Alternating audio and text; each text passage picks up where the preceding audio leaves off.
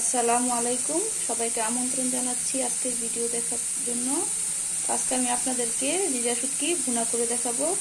সেজন্য আমি প্রথমে শুটকিগুলোকে কেটে ভালোভাবে তেলে নিচ্ছি। আমি আর কথা বাড়াবো না, এখন আমি রান্না শুরু করব। শুটকিগুলোকে ভালোভাবে তেলে নিতে হবে। শুটকিগুলোকে আমি তেলে ভালোভাবে ধুয়ে নিয়েছি। এখন আমি গরম পানি দিয়ে 10 মিনিট শুটকিগুলো ভিজিয়ে রাখবো। চুলা একটি কড়াই বসিয়ে দিয়ে আমি পরিমাণ মতো তেল দিয়ে দিয়েছি। এখন আমি শুটকিগুলা ভালোভাবে ভেজে নিব।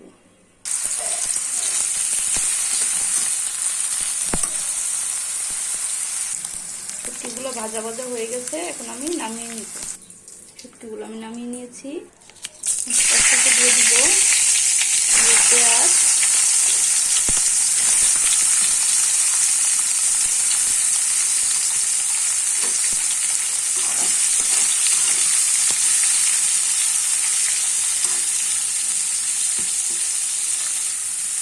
আর দিয়ে দিব রসুন। পেঁয়াজটা চাইলে আপনারা বাড়িয়ে বা কমিয়ে নিতে পারেন। শুটকির মধ্যে এভাবে রসুনটা অবশ্যই দিবেন। বেশ কিছুক্ষণ ভাজা ভাজা করে নিব। পেঁয়াজটা কিছুক্ষণ ভাজা ভাজা করে নিয়েছি। এখন আমি 1 চামচের মতো লবণ দিয়ে দিব, আর দিয়ে দিব শুটকিগুলো। একসাথে বেশ কিছুক্ষণ ভাজা ভাজা করতে হবে।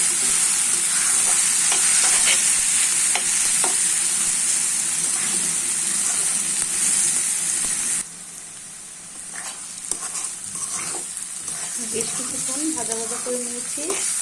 এখন আমি একে একে মশলাগুলো দিয়ে দিচ্ছি।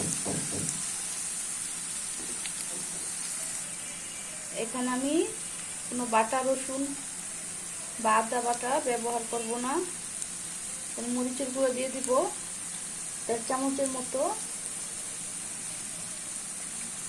আর হলুদের গুঁড়ো 1 চামচ।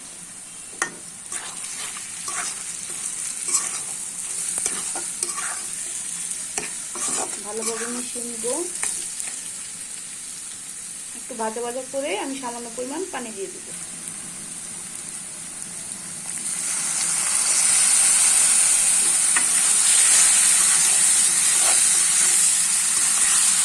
মশলাটাকে ভালোভাবে কষিয়ে আমি 10 মিনিট ঢেকে জাল করে দিব।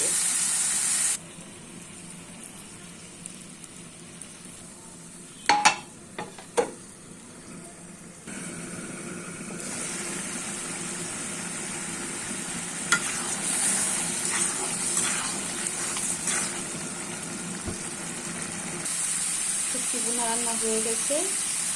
দেখুন তেলটা উপরে চলে আসছে। এখন আমি জিরা গুঁড়া দিয়ে দিব 1 চামচের মতো।